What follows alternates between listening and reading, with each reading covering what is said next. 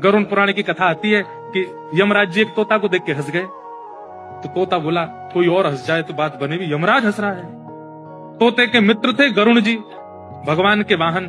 तो अपनी पहुंच लगाते हैं ना लोग, जब संकट में आते हैं तो अपनी पहुंच लगाते हैं, जैक लगाते हैं, हाथ पांव फड़ाते हैं। गरुड़ जी को कहा कि भैया तुम कैसे भी एक काम करवा दो। बोले क्या? ये यमराज जी मुझे देख के हंस गए हैं, मुझे लग रहा है अब मेरे जीवन के दिन 4 बचे हैं। तुम कैसे भी भगवान से कहकर के मेरी जो जीवन अवधि है उसको बढ़वा दो, क्योंकि मुझे पता है कि ये यमराज जी तभी हंसते हैं जब किसी को उठाना होता है। गरुड़ जी बोले भगवान से बाद में बात करूंगा, पहले तुम मेरे पास आओ, बैठो मेरी कमर पे। गरुड़ जी उड़ा करके उनको 7 समुद्र पार एक गुफा में ले गए और वहां भीतर ले जाकर के छोड़ दिया। बोले यहाँ रहो, यहाँ कोई नहीं आएगा, और ये 2-4-10 दिन यहीं बैठे रहना, सब ठीक हो जाएगा अपने आप। और मैं जाके भगवान, मैं यमराज जी से बात करता हूँ, भगवान को छोटे काम के लिए क्यों बोलना, मेरी पहुंच तो सब जगह है। मैं भी रसातल में जाके यमराज जी से कहता हूँ तुझको नहीं लेके जाएंगे, ठीक है? तोता बड़ा खुश हुआ, बहुत बढ़िया है, मैं यहीं रह लूंगा 4-5 दिन।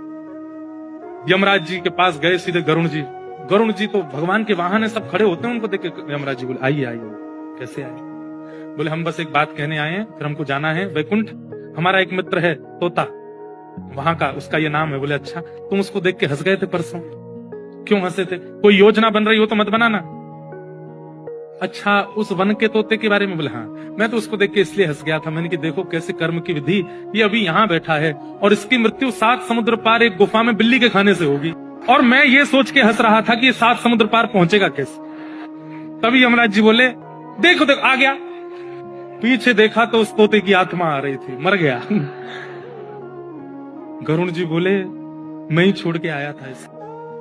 आप कौन से जन्म का अब भोग रहे हो आपको नहीं पता है भैया, वो नहीं टल सकती है। इसलिए प्रसन्न रहो, नाम जपो, कथा सुनो, खूब आनंद से रहो। इस बात का दोष मत दिया करो कि हम इतना अच्छा अच्छा करते हैं, हमारे साथ बुरा क्यों होता है।